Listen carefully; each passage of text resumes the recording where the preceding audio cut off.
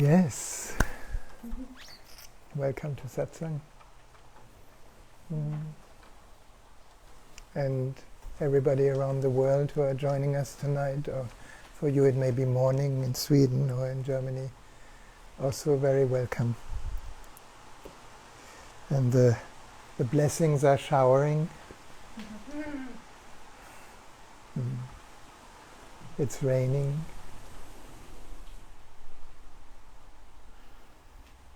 And I saw a few pictures of Japan where we went skiing last year, and they have in this area more than a meter of snow.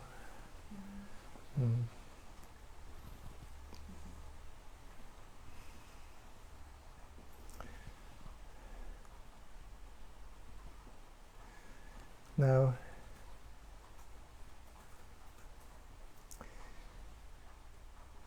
I thought a little reminder, even though we have heard it so many times. I remember when we listened to Osho was saying the same thing in thousands of ways, but it was always pointing to one thing, one no thing. The whole idea for me of satsang is really remembering what is really essential. Remember that which we ultimately are. And we have heard it many times, but perhaps there may be a moment where we go beyond hearing and allow it to kind of really hit us. That anything we can be aware of is not me. How can we say this? Are you following? Did you hear that before? Anything we can be aware of is not who I am, because everything that moves in consciousness must move in the true me.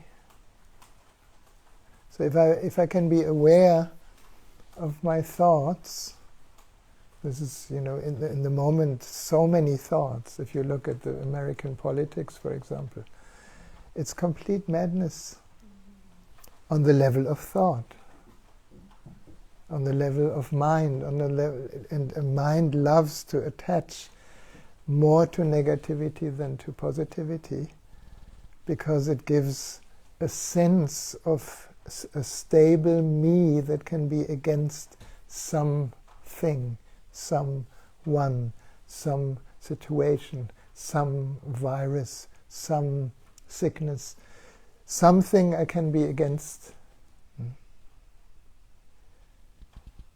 And it is this desperate attempt of the mind, which is, we all have the same mind in one way, to create an identity so that we can say, I. But this I is so fragile. This is why there is so much fear. This I is just one person says something that kind of upsets you, and your whole sense of I is very disturbed. Or it needs to defend itself, or it needs to adjust itself, or And we keep forgetting the most obvious, that whatever we can perceive, first through the senses, whatever we can hear, needs the space in which the sensory experience of hearing is possible. Which means I'm not the sound, I'm not the hearing, I'm that which is aware of the hearing. Are you following that? It's this is still talking to the mind. The moment we use words, it's the mind, but it points to space. It points, everybody's looking for love. It points to love. Love is space. It points to freedom. Freedom is space. It points to peace. Peace is space. And right now, everybody here in this room and everybody who is listening, we are permeated and surrounded by space. And then we limit who we are into a little definition that keeps changing. How many roles do we play during the day? One moment we are a boyfriend, or a girlfriend. One moment we are a cleaner. One moment we are a handyman. One moment we are a surfer. One moment we are... You look into your life. So many roles during the day. And then in social gatherings, you say, oh, nice to meet you. What are you doing? So we want to know what you're doing so we can define you versus me. Oh, you're doing this, great. Oh, I'm doing that. Oh, you're a sailor. Yeah, me too. Yeah. Oh, you love skiing. Yeah, me too. Yeah, here we found common ground, and suddenly something is happy because we are not so separate anymore. But if somebody does something completely weird, in your opinion, you feel, oh. Yeah, strange. No? And then we get suspicious. And then the mind tells us a story. And everything happens within the space that is aware of all that. Welcome. Mm-hmm. And that which is aware can never be a thing. Are you following that? It's intense because that means I cannot be a thing. Even though everyone or most of the human beings repeatedly try to create a sense of me, of I, through a thing. And the easiest thing is the body. We think, I am the body. How can you be the body if you can be aware of the body? You must be closer to the body, something that can never be defined. A mystery. You must be Rahasya. That's the meaning of Rahasya. It's a secret, it's a mystery, it's that which can never be named. And yet it's clearly who we are.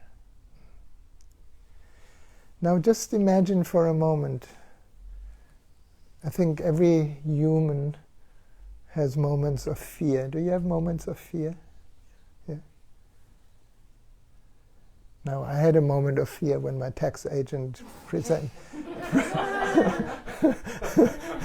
presented me with a tax return that was absolutely horrendous.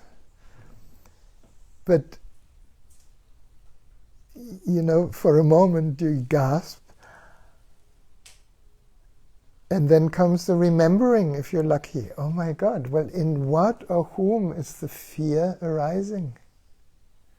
Is that in which the fear comes, is that fear?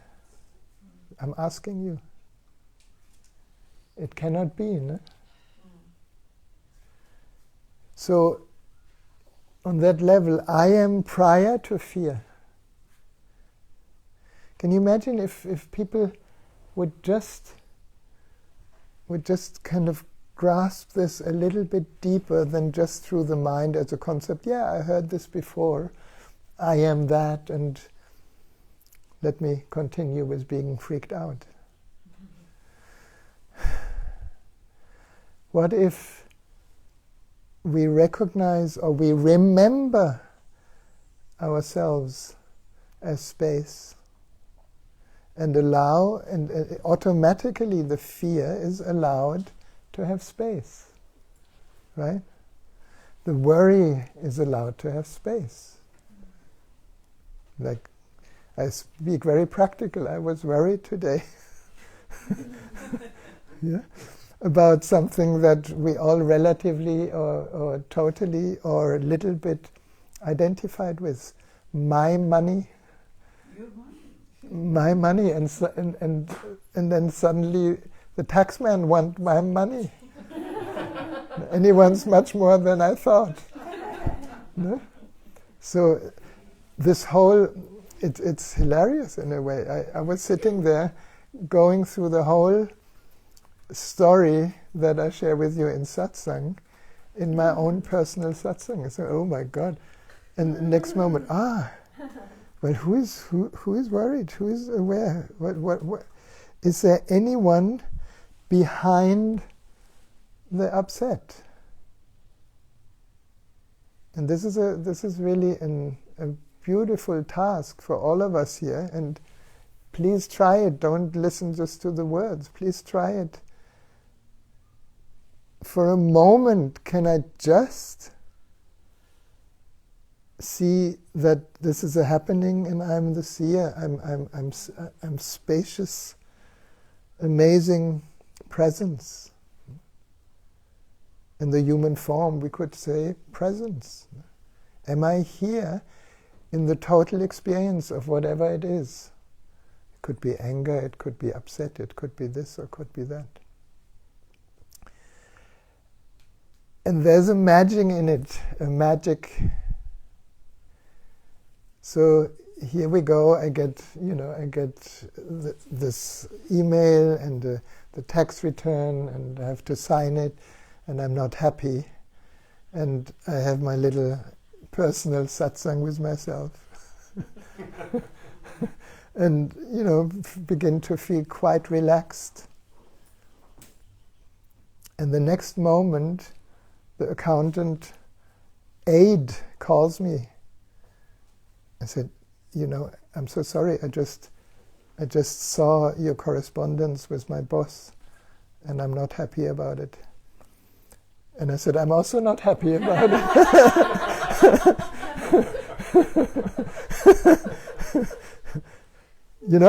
I didn't call them. I think it was such a beautiful, beautiful, direct response of existence.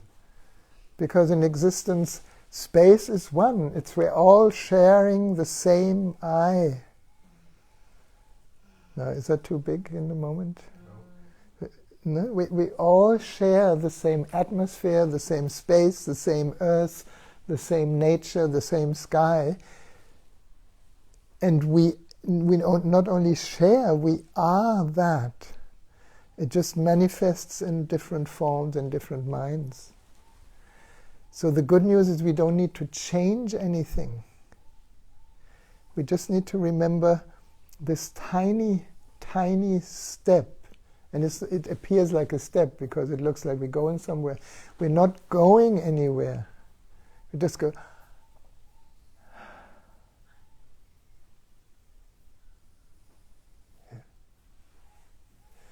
And then existence is free to respond in its most creative way.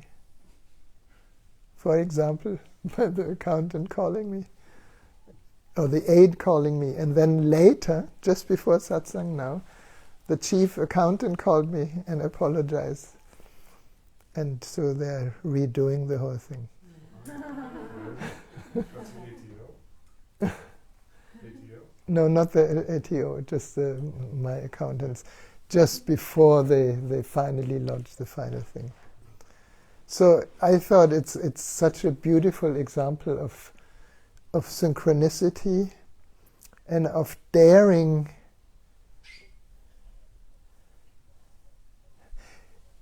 despite my own personality that was upset, in remembering the space, some mysterious response of existence recognizes that there's something not right. I think that's fantastic. You know, people would tell you, oh, you're creating your reality. Well, I didn't create anything. The space of openness, of freedom. I was also, you know, something in me said, well, if I have to pay it, I have to pay it. But I'm not happy about it.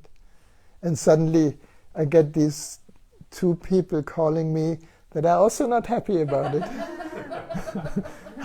Isn't that a miracle? I mean, normally, you know, as an ego, I would be really upset and calling them and fighting and creating. But that's not my nature. It's too late. So probably my friends would say, come on, Rahasya, you need to say something. Well, let's see, you know, whatever is happening. So this just as one of the endless pointers we get every day. An invitation that, I mean, Ramana made it so easy with self-inquiry. Who am I? Who is that which is aware of this moment's experience? What is that? Is that a thing? Are you a thing?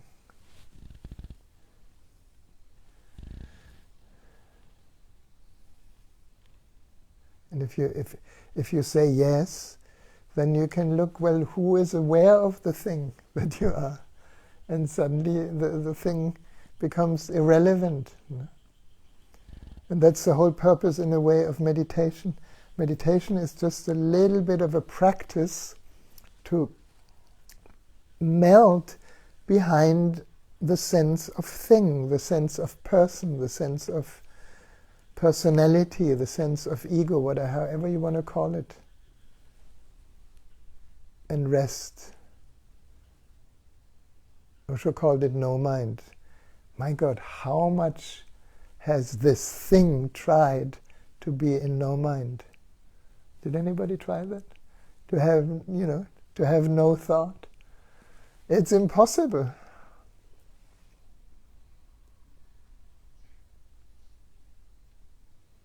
Some moments, yes. In a good love meditation, for example, thinking stops. But thinking doesn't need to stop for us to remember that which is aware of thought. Are you following that? You heard it 10,000 times. And yet that step is the huge step. It's a step from the limitation of the little me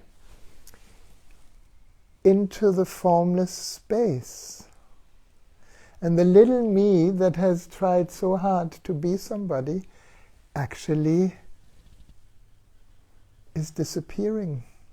And that's our main fear. My God. Really? Maybe there is nobody here. Maybe everything happens. Body happens, thought happens, story happens. Everything happens. All the drama of life happens. Every story happens in what looks, at least from the mind, in nothingness.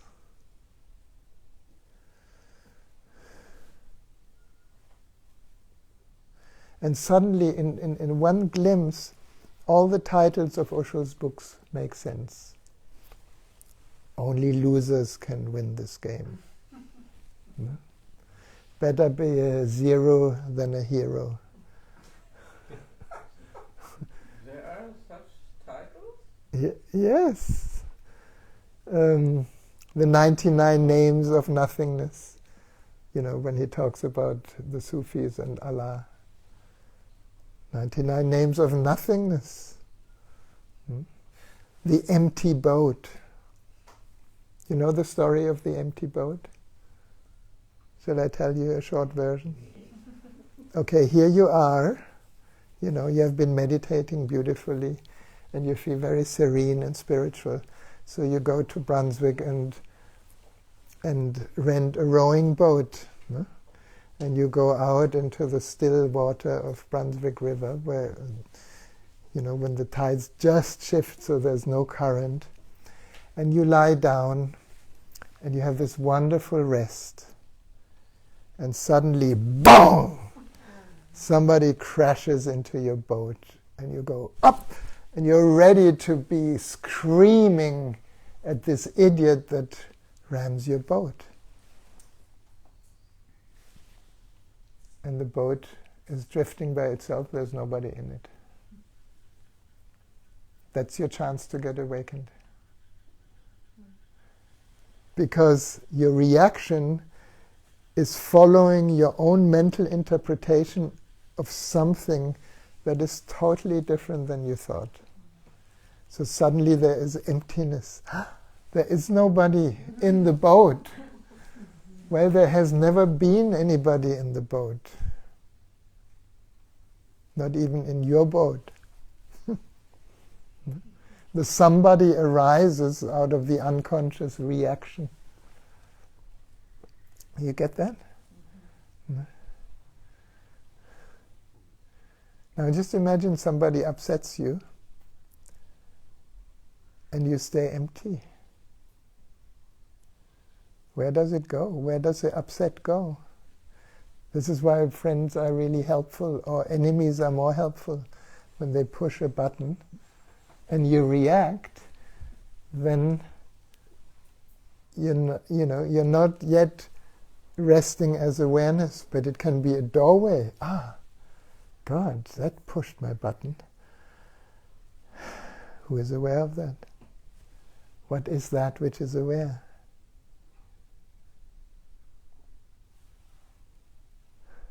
Suddenly there's space. Can you relate to that? You can challenge me a little bit later. We have a discussion. But yeah. Ishka has a comment. Ishka. She said, at age 13, when I was asked what I wanted to be called, I replied, nothing. That was when I had it all, and then I struggled to become something. Yes, we all did, no? And nothing is returning. Yeah, thank you, Ishka. That's the beautiful circle, no? So you ended up in nothing. Hallelujah. And that's interesting because the nothingness can work. Nothingness, you can call it nothingness or you can call it God. In India, Bhagwan or Devi or whatever, you know, 30,000 gods. That was at the time where there were 30,000 people in India. Or 300,000, I don't know how many.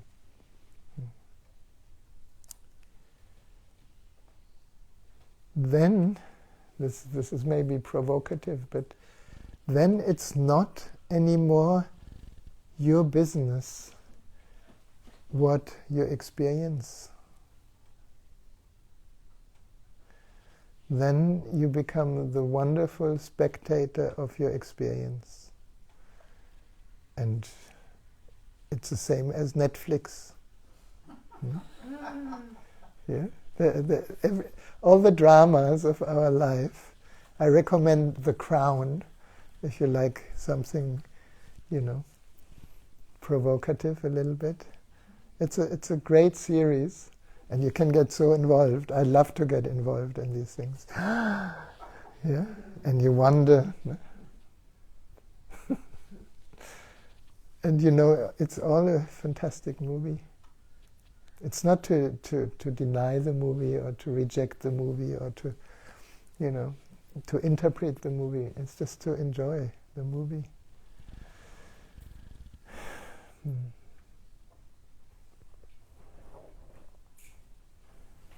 So this is kind of the invitation, you know, for satsang. Any moment, And you will find the more you shift your attention, this is something we can practice, I would say, to a certain extent. And the practice is presence. Am I here? First we need to be here. We're always here. We cannot be anywhere else. But the mind is not here. So when we are present to the moment, then we can be present to the mind. And when we can be present to our story, we can be present to what the mind tells us. And we don't need to interfere. And then mind, if it cannot catch you, it will relax and only allow you to use it practically. It's a fantastic practical toy. Tool. Did I say toy? Yeah. Tool.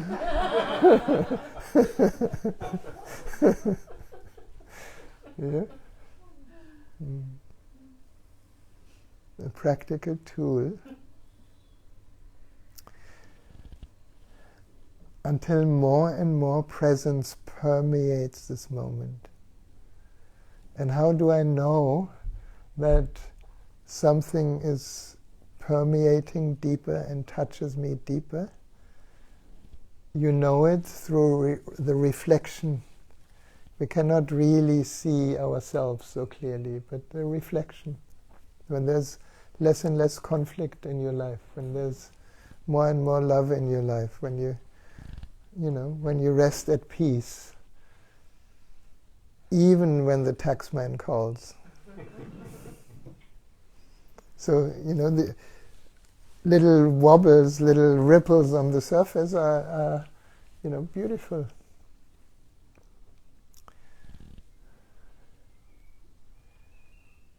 And then we can just be in that. Be as that. There's so many words for it, like being. Just being. It's already happening. We all are. Is there any effort in being right now? Ask yourself, do I need an effort in being? Can I have a little response, either this or this? Thinking. Now I have an effort. We're going to turn my hand this way. That is an effort.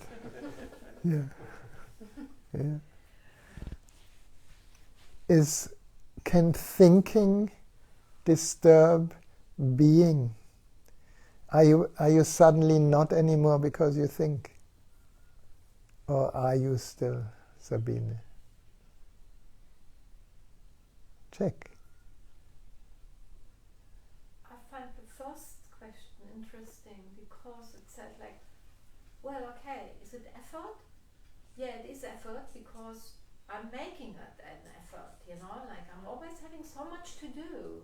But do I have to have so much to do? No, I make it. That's right. That's right. And does that, even the making of effort in doing so many things, does that prove that you're not being? No. That's right. Being, we can call it being or I, the I am, the true I am, is closer to you than any effort, than any thought, than any feeling, than any experience, than any color, than any shape. Yeah, that's why Deva has this wonderful mantra, Chidananda Rupam Shivoham Shivoham. And then it means I am consciousness, I am bliss, I am the truth. And then she sings a whole long verse of what I'm not. I don't know it in Hindi. Does anybody know it in Hindi? You know, I am not my experience, I'm not my body, I'm not my thought, I'm not the one that hears, I'm not the one that sees, I'm not the one that, you know, many, many, many attributes. And then Chidananda Rupam, Shivoham, Shivoham. I am consciousness, I am bliss, I am godliness, I'm divine. And then another huge chain of what I'm not, what I'm not, what I'm not. So we could say, whatever arises in consciousness, you are not. Isn't that a relief?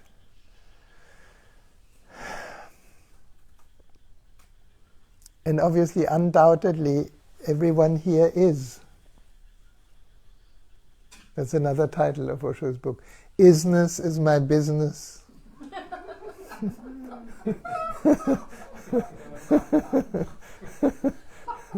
Yeah.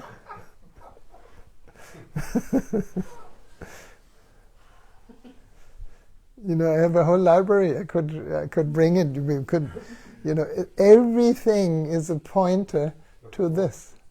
Sorry? That's a book. The book? That's a book, the title? Yeah.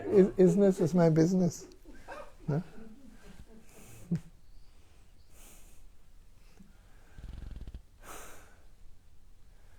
I'm just thinking of other titles, but there are many, 600 books, all about nothing.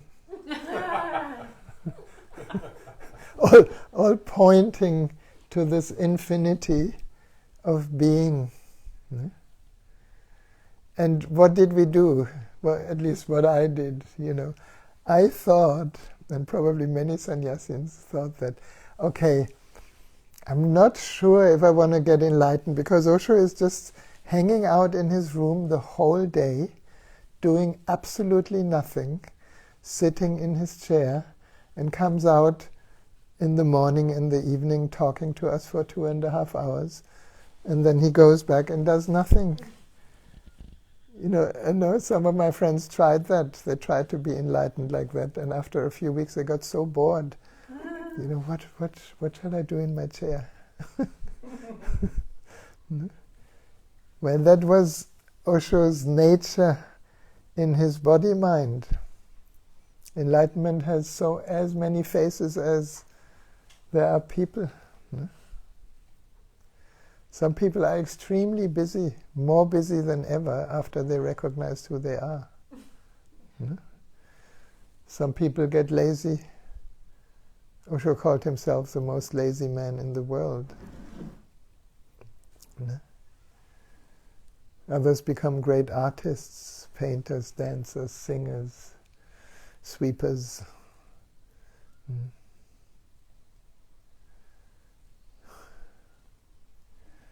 All about nothing. And yet this nothing is so potent.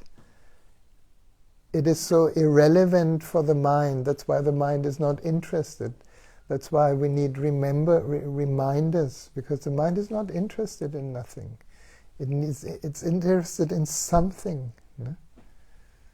I recently, had an online, course or something with Japan, and the land of Zen, the land of emptiness. It is so challenging for these beautiful Japanese people to actually, let it in. We're exploring chakras, and forgive me if you're listening tonight.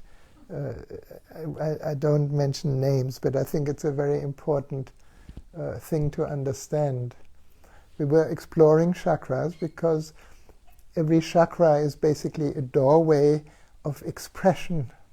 First chakra, sexual expression, bodily expression, life energy, material wealth, and so on. And you can go through all the human expressions, and we call it human, and the very word expression, which means it presses out something from nothing.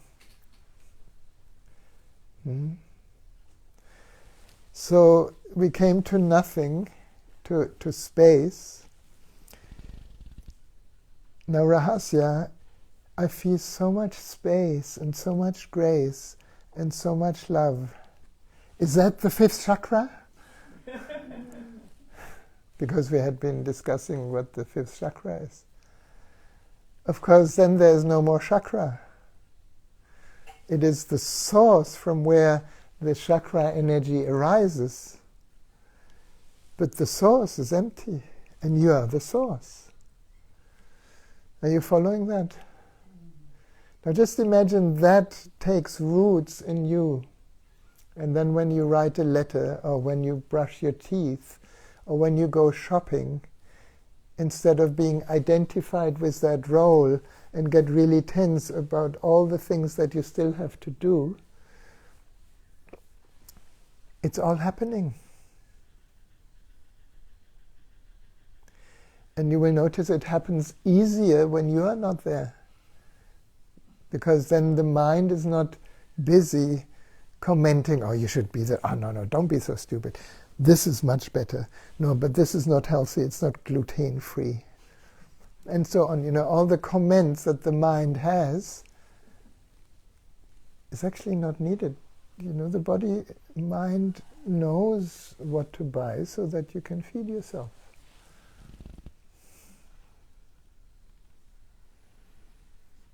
And when I talk about you, I talk about myself too. I have sometimes just too many things to do, and then I'm mentally 2 steps ahead. Anybody has that? It's like, and this, oh my God, and this. And then you have a long list, and then at the evening you tick off, and oh my God, I didn't do everything. There's so many more things. This is kind of what the mind does. And the moment you wake up again, you can have a warm smile. So it's okay, Rahasya. You're still yourself. You're still space, even if you forget. So this was a good introduction to Aurasoma, the white pomanda, the pure light of consciousness, the crown chakra for the Japanese friends, the pure light before it takes color, but in it is contained the whole rainbow. Just recently there was such an amazing rainbow. I don't know who has seen it, but incredible. And we get so fascinated. And it's a total illusion because it's the source is the white light behind. It's the same thing with us. So rainbow is fantastic. To show us, well, our focus is out there. But if we look within, we find there is just pure space. And that space, if we translate it in the sense of seeing, is light. The space translated in the sense of movement is stillness. The space translated in the sense of, what else do we have? Seeing. Oh, we had the seeing, light. The space when we, through the sense of, what other senses do we have? Huh? Tasting. Tasting. Yeah. What is tasting? Yummy. Yeah. The space. Anyway, maybe it doesn't work for all the senses. For smell, it's fragrance. Yeah. Hearing, melody. Om, hearing the sacred sound. Anyway, it's pointing towards the source, whatever we call source. And Aurasoma made it into a beautiful product that when we use it, you can actually just from the outside shower yourself with light, so that the inner light and the outer light starts resonating.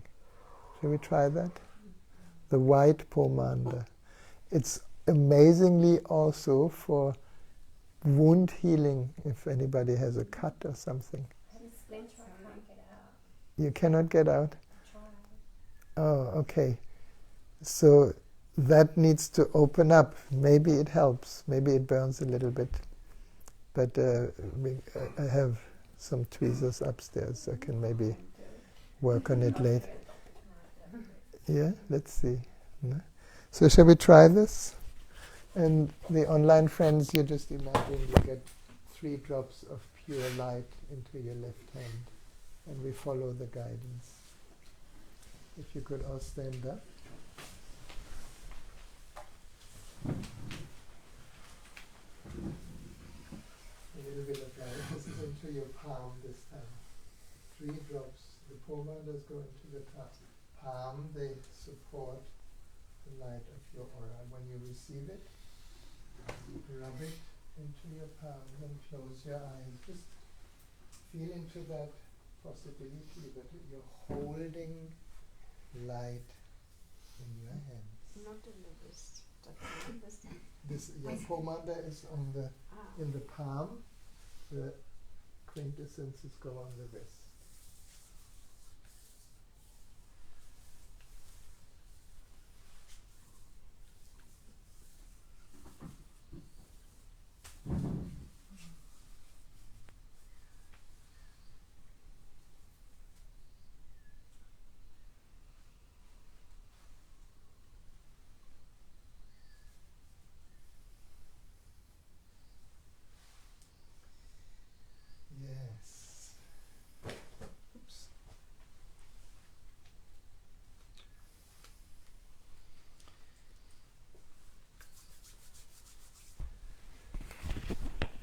And then you can raise your arms high above the head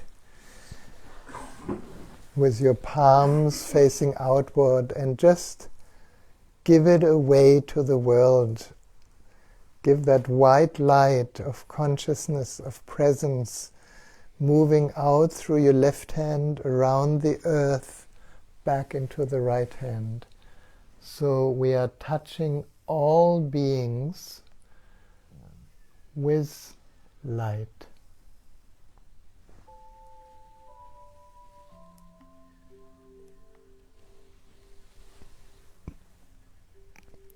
So that all beings may remember the essence of their true nature as pure space, pure consciousness, pure presence. And then you can hold your palms above your crown facing downwards. Imagine you're standing under a shower of white light that, like a waterfall, that kind of cleanses you and falls through your aura like a gentle rain.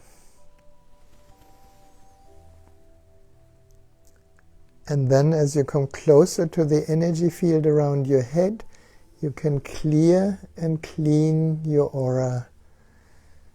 Literally, with the white pomander, you can gently stroke away all these unnecessary thoughts and bringing the light of presence into your auric field, through the temples, through the back of the head, through the frontal area. And then you can bring your palms together above the crown. The symbolic gesture of oneness, of one space, one light, one presence. And moving with your palms together through your third eye. Here, perhaps opening the curtain of our projections so that we can, with that presence of white light, of clarity, see reality as it is.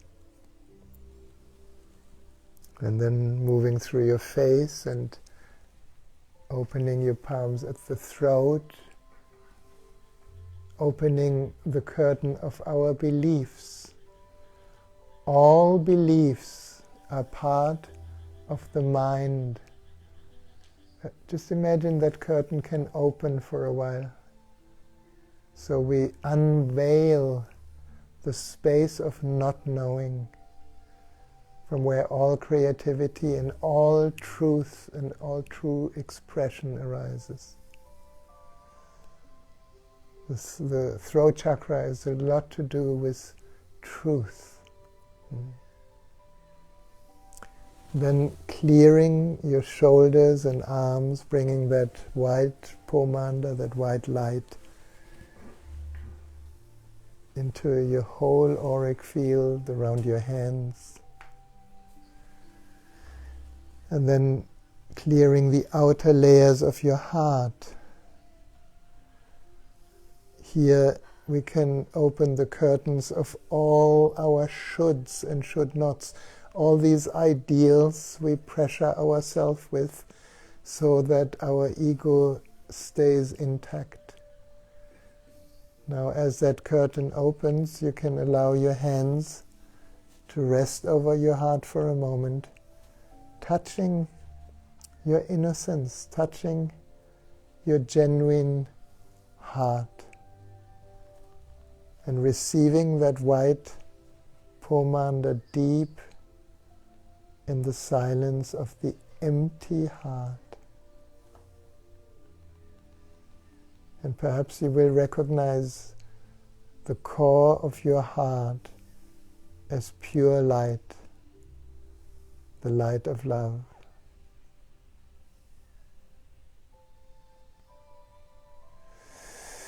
And then we can continue and clear the outer layers of the third chakra, the solar plexus, melting away all these strategies of separation that are defending the ego, like comparison, competition, judgments, blame, inferiority, superiority, all that stuff that is so much in our face looking at the news.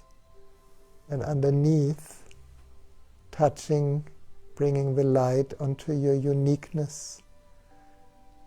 This body-mind is an absolute unique expression in form of consciousness. There's no one like you in the whole universe. So how can we compare? Yeah, and a deep breath, and moving to the second chakra, to the lower belly.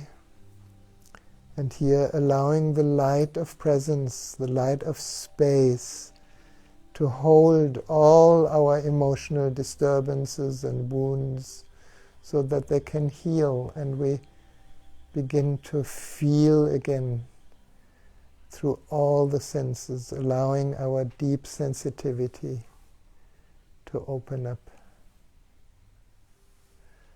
And then down to the first chakra, bringing that light into your roots, into your legs, into this wonderful body that carries, that is being carried by the true self for a while.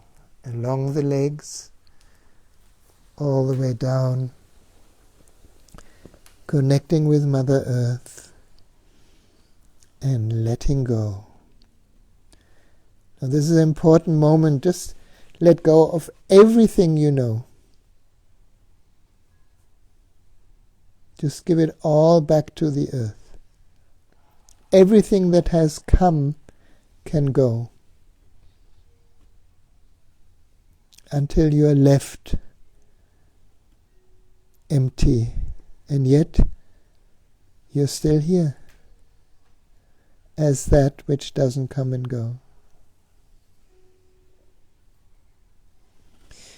And now as you come up, you can just allow that white light to rise inside your body, through the foot soles, through your legs, all the way up, filling your whole body from inside, until you just stand for a moment open as this being of light that is permeating even the physical structure. And then you can cup your hands in front of your nostrils and taking 3 deep breaths of this fragrance into the temple of the body.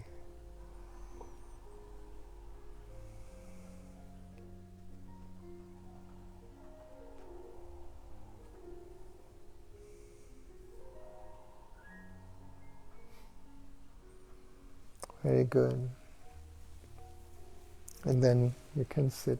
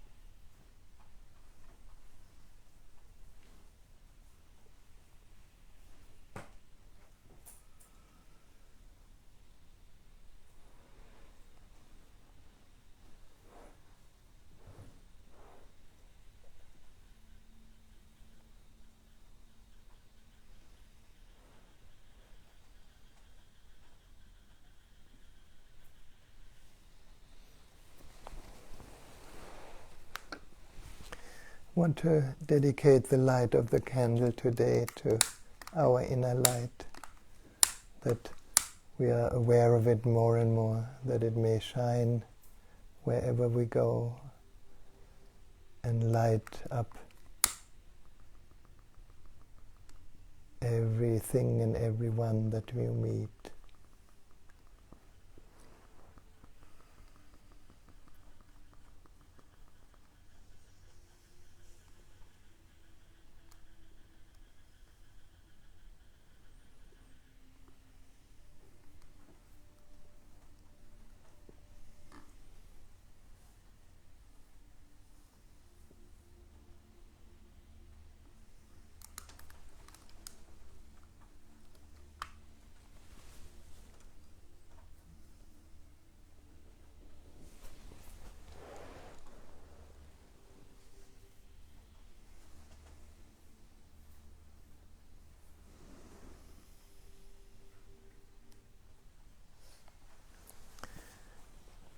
And I think today we just sit in silence for a while.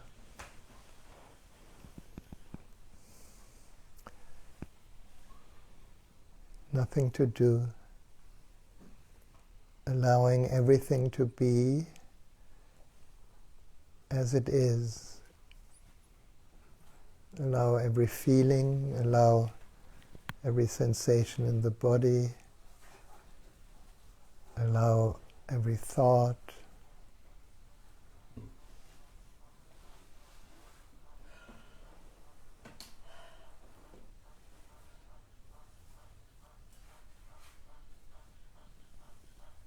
And the frogs are inviting us to be present to their melody, just as a support, to be completely, relaxedly present.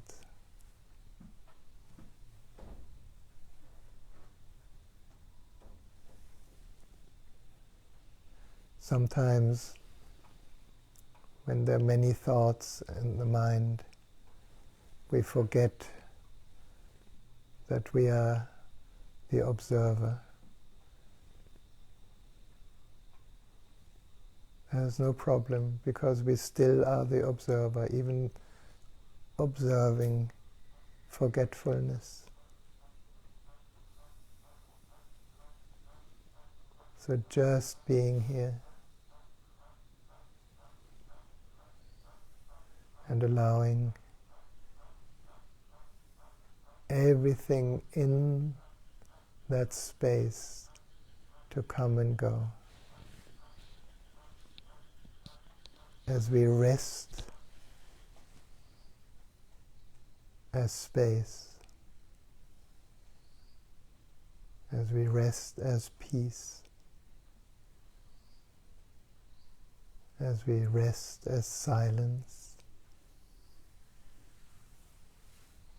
as we rest as stillness.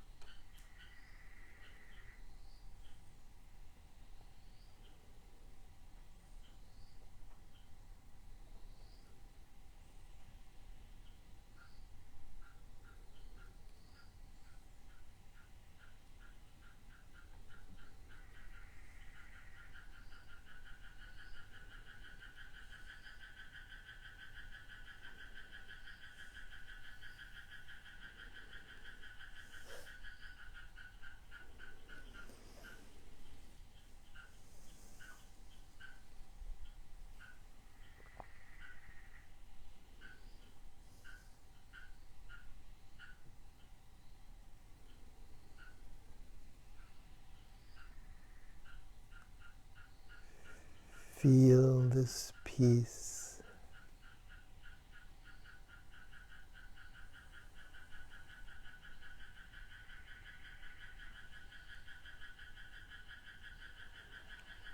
Feel into that space where these beautiful night animals can sing their song, and deep within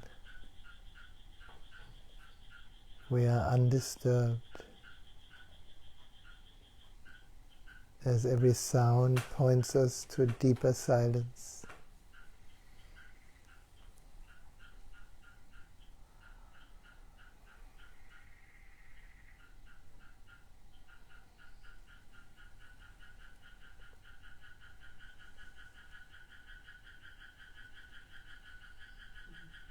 Feel into this wonderful change of rhythms, change of melodies. The song of nature is never the same. No experience is ever the same. What is always here?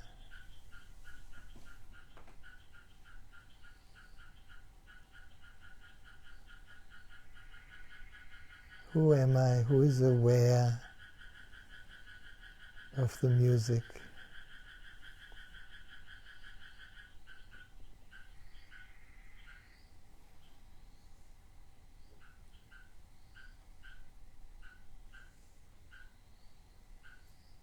Perhaps we feel the emerging of a subtle smile or joy.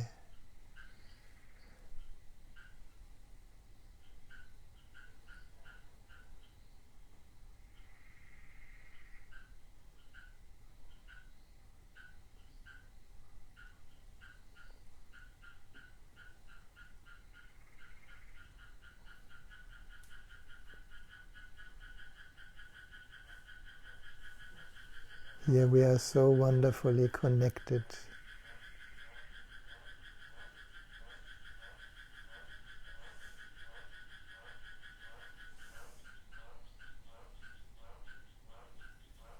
And as we receive the rhythm of the frogs, they compete to make it even more rich.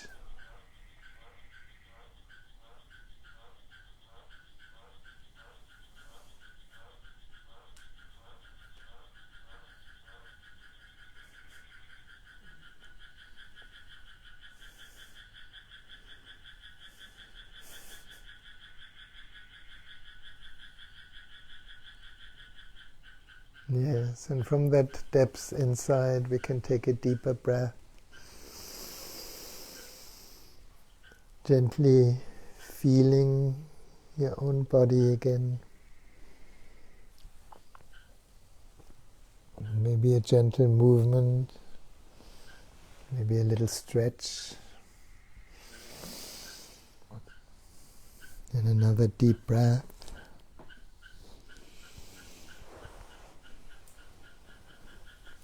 Until we find a good moment to open our eyes to a completely new moment here.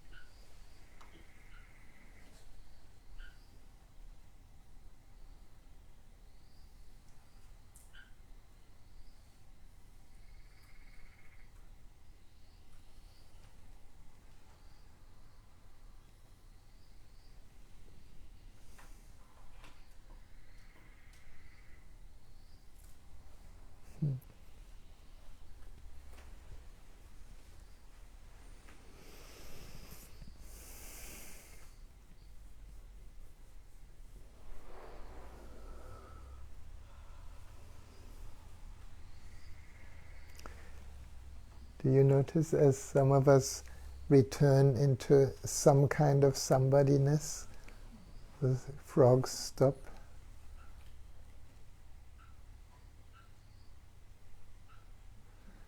And we're very deep in silence and emptiness. they have space to sing. It's all connected.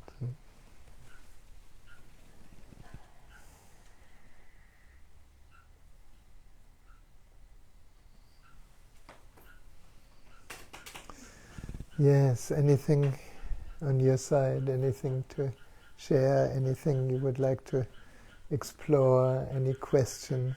This is also for the friends who are with us online. You can write a comment. Our dear friend Steve is there and will read if you have a question or something to say.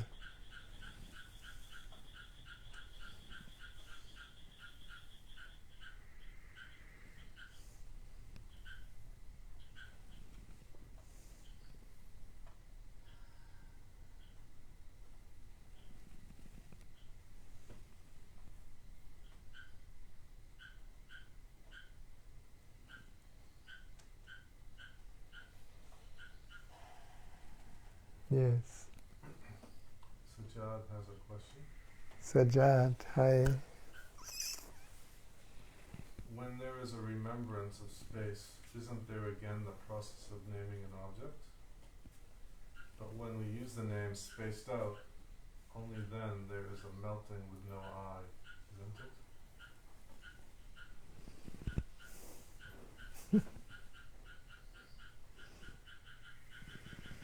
Well, it's always the mind that gives meaning to words, and the moment we use words, it's not the truth. That's so right. So I think our general meaning for being spaced out is that we are not present anymore. We're kind of somewhere in La La Land, and the best way I could say it is when we are totally present. We are not, we cannot describe ourselves, and yet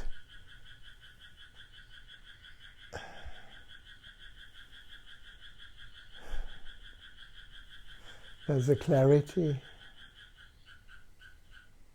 there's a light, there's a strength, there's a chi energy.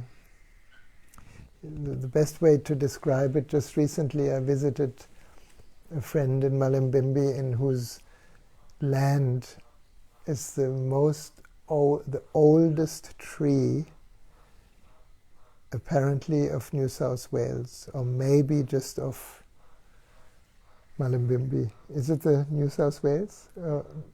Oldest tree of New South Wales. An incredible tree. I've never seen any tree like this.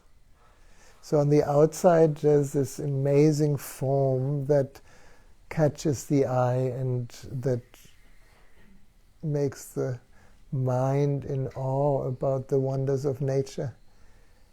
But then I was just standing there for a little bit, and at the same time this tree,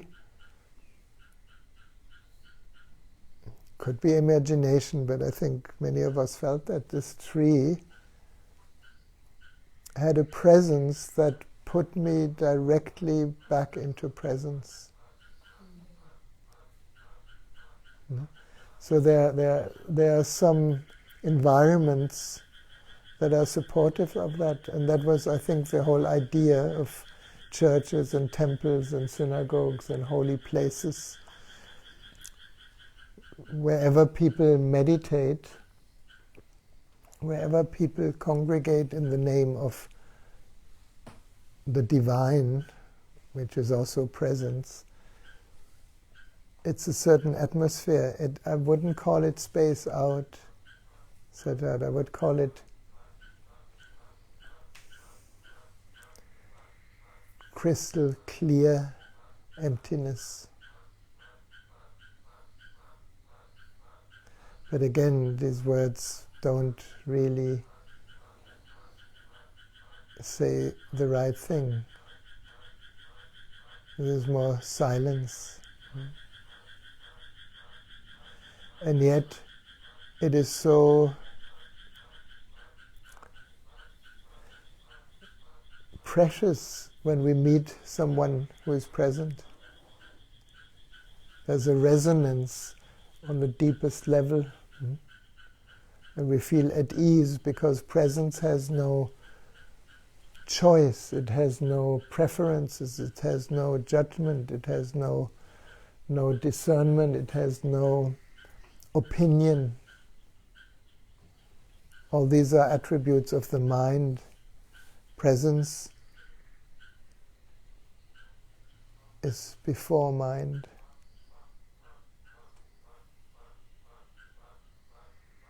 I don't know if that helps, Sajjad.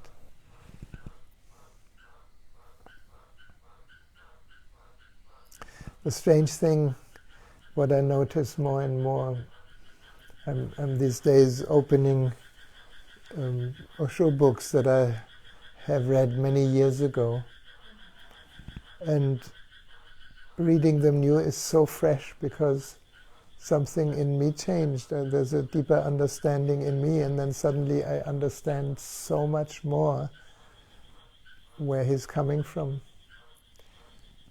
So as long, I think all these books about awakening can only be understood when we actually have recognized who we are. Before that, it's a nice entertainment for the mind, which is not bad. But what the mind makes out of spiritual wisdom is a spiritual ego. It's another trap. But obviously, we need to fall into these traps so we see them. I remember in 1999, I have such a shift in my perception where my spiritual ego grasped it immediately and said, I got it. Now I know the truth. So there are these different phases, and it's not a bad phase. It's like, yes, you cannot deny it. Something happened in me where I knew this can never leave me, even if forgetfulness happens. And that's the same today. Who we are, who you are, can never leave you. Whatever leaves you is not who you are.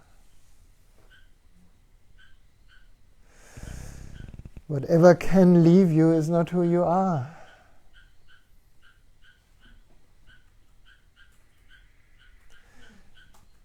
And this is why sometimes, there are so many different pathways. This one pathway, I think Moji shares this a lot with his Sangha, is the invitation. He called it the invitation to leave everything that you're aware of outside the door. To leave everything you know, everything you think, everything that connects you to the past, which is the thoughts, everything that connects you to the future, which is another thought, everything that the mind can produce, leave it outside and see what is here. I think it's a beautiful exploration. And you will find there is this indescribable no thing that cannot leave you. That's what Jesus tried to say when he said, I give you eternal life. Very much misunderstood. That which is aware is life itself.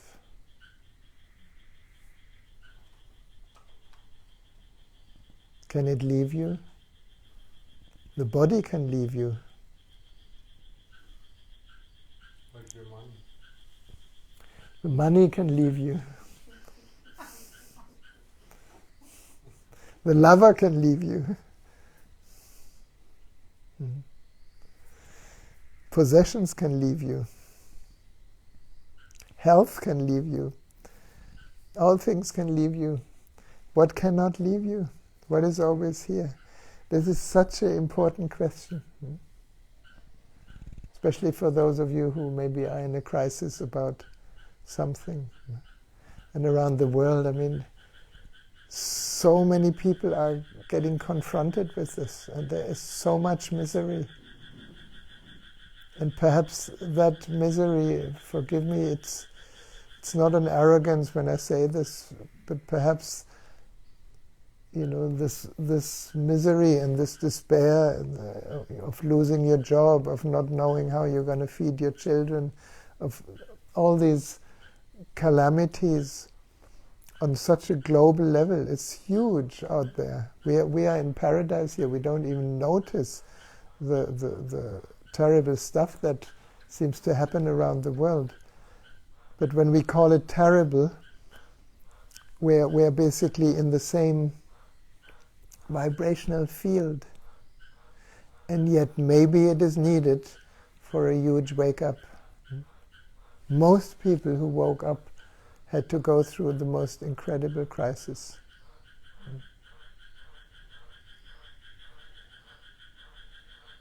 So, I don't know why things are the way they are, or why COVID is here and creating such a response worldwide, but something is happening.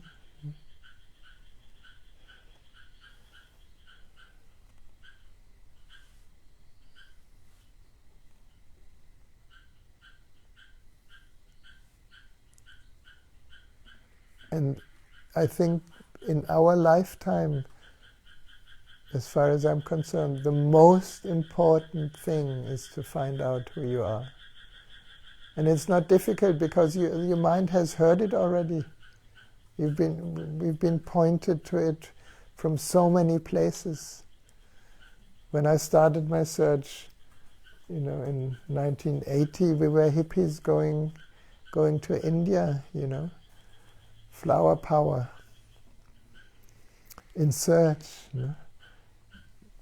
There was not so much available concerning people talking the truth. We were basically escapists.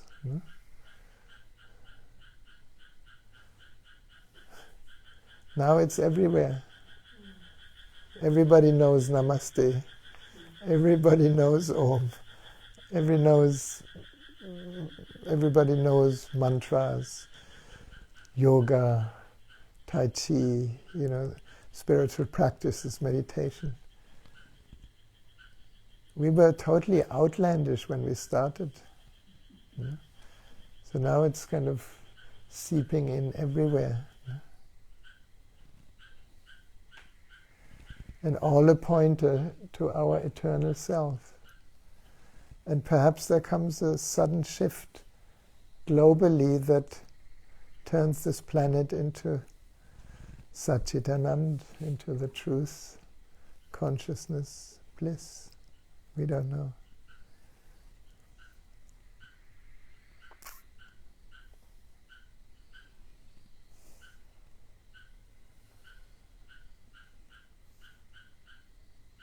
And Sajjad, you're right. The moment we use words, it's a lie.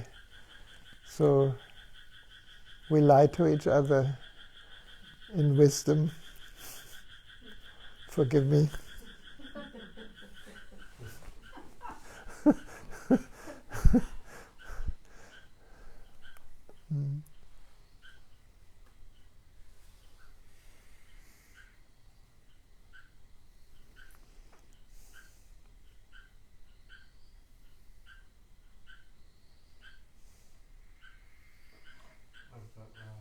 Maria wrote a comment when you were talking about space earlier.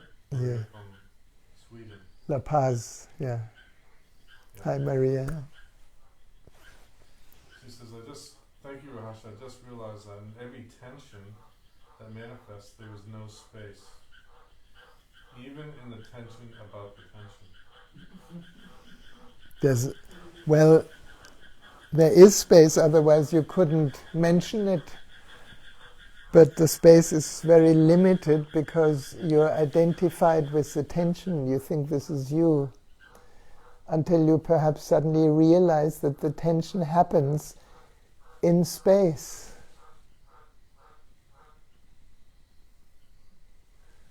Try that. Maria, you can try it right now. Or anybody here, if you're in any way tense. Rather than trying to struggle with the tension, just realize there's space for the tension. Because that which is aware has no limits. And tension can float freely there.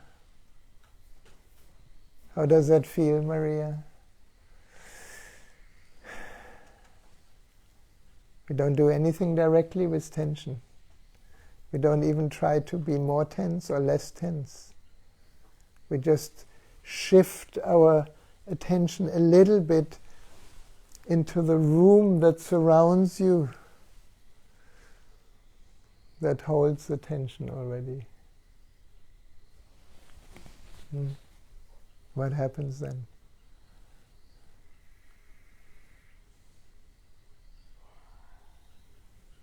Now, if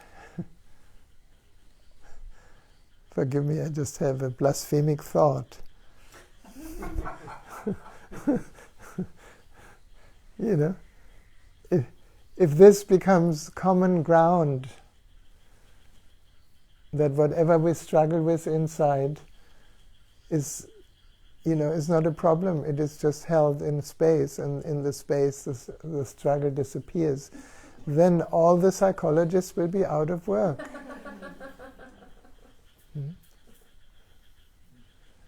Because first there is a problem, which is a mental story. Then there is the tension to get rid of the problem that in the first place was not real, because it all happened in the infinity of space. Now this is maybe a little bit arrogant, but I'm hitting myself because I used to be a counselor trying to solve problems for people, or help them to solve problems, and I'm still in the same job. And yet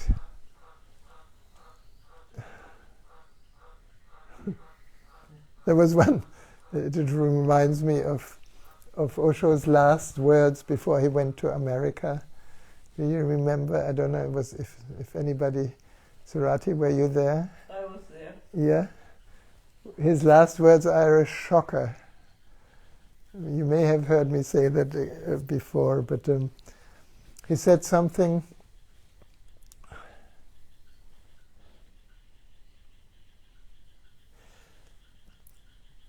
On the surface, I feel compassion for you and for all your problems and for your suffering. But deep down, I giggle at you. Your suffering is bogus. And then he continues with more kind of hammering on your suffering. And then he says, you are consciousness, you are love, you are presence, you are freedom. Now at that time I didn't like to hear that at all. My suffering is bogus. I was together with a girlfriend for 10 years, and we were in Pune and did different groups, and my last group was Vipassana, 10 days meditation, and I was dreaming to come out of Vipassana and find my girlfriend. And I come to my room, to our room, and there's a letter on my bed. Thank you for 10 beautiful years. I'm together with another man. And Osho says my suffering is bogus. Can you imagine? Heartache, heartbreak. I almost died of Indian diarrhea, and and my suffering is bogus. So a lot of water has gone down the Ganges since then. And yes, it's true. From that perspective, from the perspective of who we truly are, any suffering is unnecessary.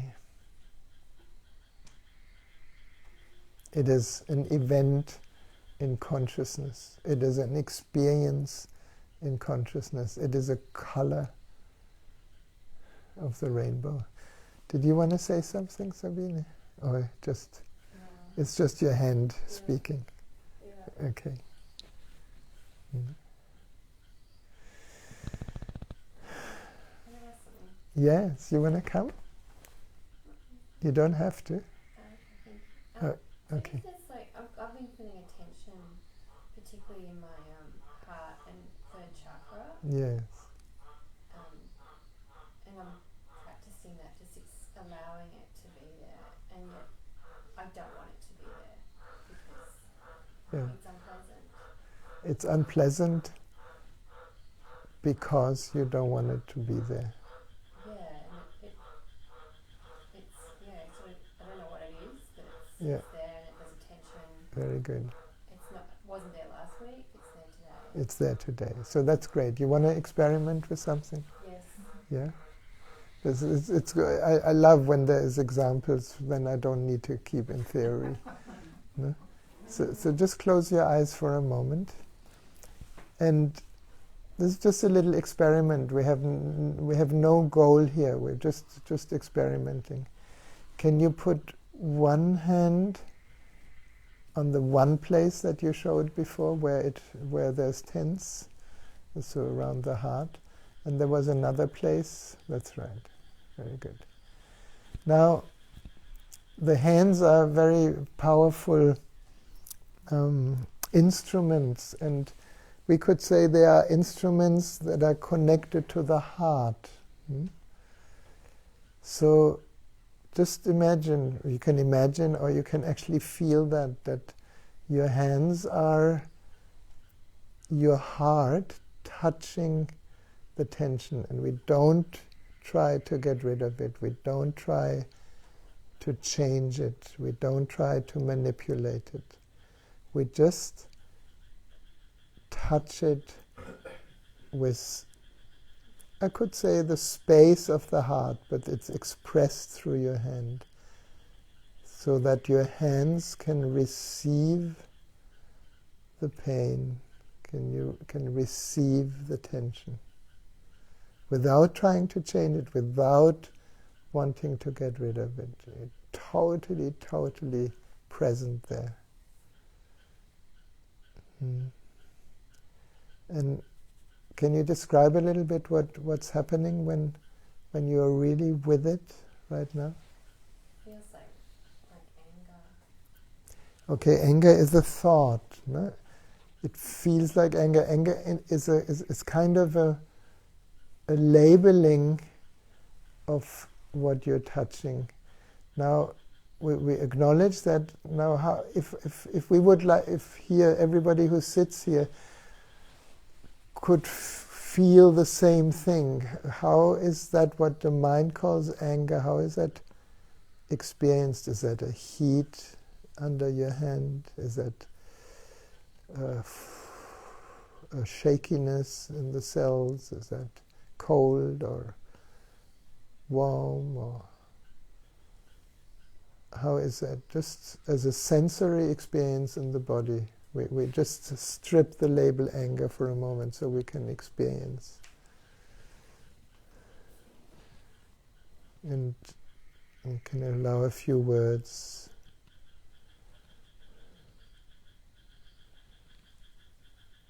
So we can feel that with you.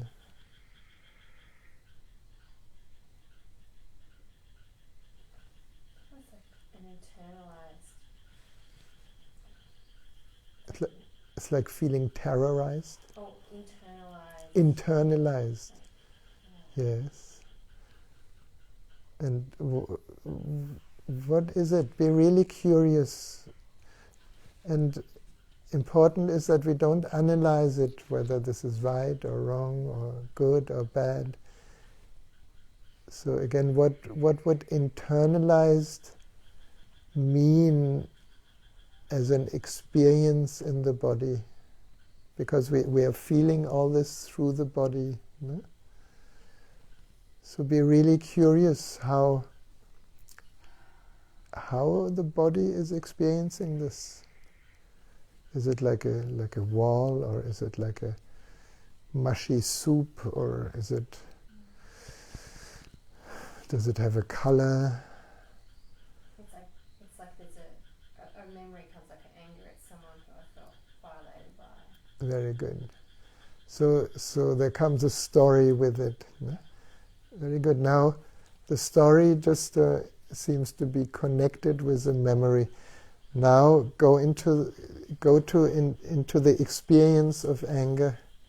If we would all come from Mars and nobody would know how anger feels like, and you are the one, the human arriving in Mars, teaching the Martians, the little green men, about anger, how would they have to experience it so that they feel with you? Is it a heat in the belly? It's dense. It's a dense heat. Very good. Yeah. Now, if we would have a scale from 1 to 10, and 10 would be the maximum intensity of heat, and 1 would be very little. How strong is it now? About 8. About 8. Very good. Now just turn up the volume as high as you can, from 8 to 9 to 10. And maybe, like when the sound in a sound system is turned too high, turn it too high, turn it to 12 or 13 or 14. Turn it so that there is nothing else but this incredible rage, and invite it in. Let it spread. Can you let it spread, not just from where your hands are, all over your body, so that the whole being is just pure anger? Deep breath. Deep breath, yeah, very good. How strong is it now? It's about 15, okay. Can we go all the way to 20? Deep breath. Come, we breathe all together. And this time you're not going to reject it, you're not going to escape it, you're not going to get away from it.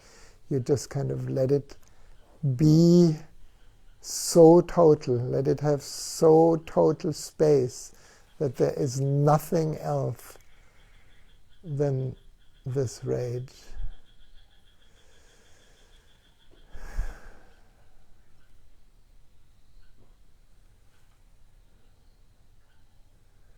Very good. How is it now? It's total. It's total. Now make it double total. That's right. And all I'm saying for everybody else is, all my words are simply pointing to allowing that which is to have space, right? So we understand what's happening. We're not changing it. No? The ego wants to change it. The ego wants to get rid of it. The ego wants to argue with it and wants to have a story to justify it. And all that is okay, and yet we can go in the total experience. How does that feel? It's actually come quite blissful. It's like something just like kind of popped So, and I've really expanded. and now you suddenly expanded. Yeah. That's right. So You- it's kind of like it's a breathe. Yeah. That's right. Now you can breathe. Can we all take a deep breath? Yeah. So something popped Yeah. just in your willingness, with a little support, to experience what the mind, the ego, the person that has made a me out of it, doesn't want to experience, because then the me would die. It just died. Poof. Yeah, so I feel very alive, like something. That's right. Because anger plus consciousness is aliveness. That's what you're teaching us. And you are life. Welcome home.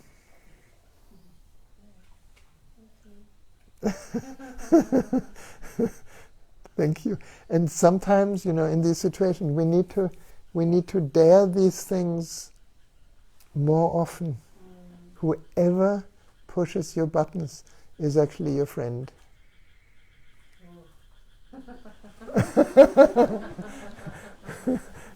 Right? He just brought you or she to aliveness, back to life. That's right.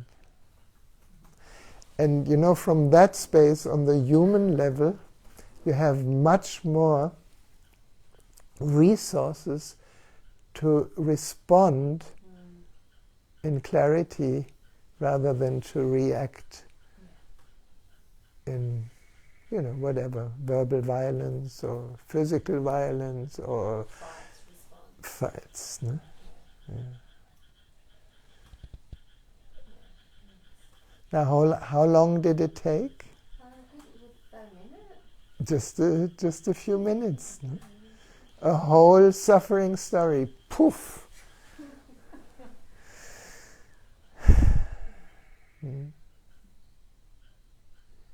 And just all we did together. One is your willingness to experience. That's important. Your willingness to allow that which is to be as is. That's all what my words were trying to support you in. To be with what is. Not with what is. To be what is. And that's possible every moment, because what is already, isn't it?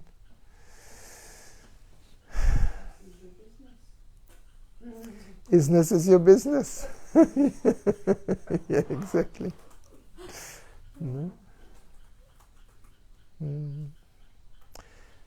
So now the ego wants to grab that technique.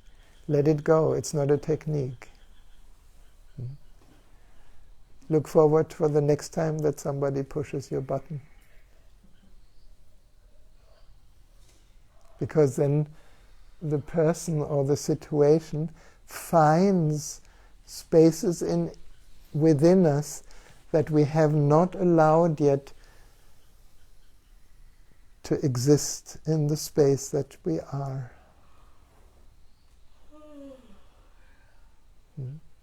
Can you follow that? And the moment we recognize it, we can naturally your attention shifted into pop and space. No? We were not searching for space, we were not trying space, we were recognizing that at the core, and this you have to test, don't believe me, at the core of every experience is space. Because that's who we are.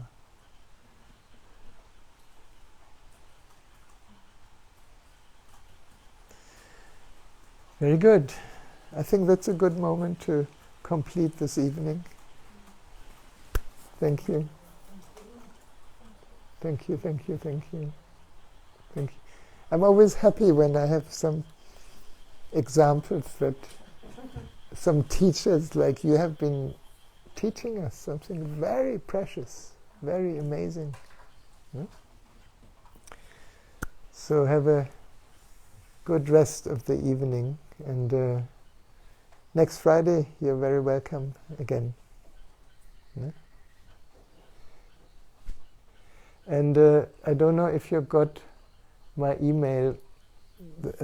In Sweden, friends are organizing 3 online meditations, and They are basically at 8 o'clock in the evening on the specific dates. I don't have them in my head, but they are Sunday evenings. So if you want to link in, or if you haven't received the email with the links, give me your email address and I can connect you, because meditation is always helpful. No? Thank you. There's tea outside and mossis, so if you want to so if you want to have a cup of tea, bring it back in here. We put the fan on so that the mosses stay outside. And otherwise, have a beautiful evening, and thank you for tonight. Thank you. Thank you. Thank you, everyone around the world. Namaste.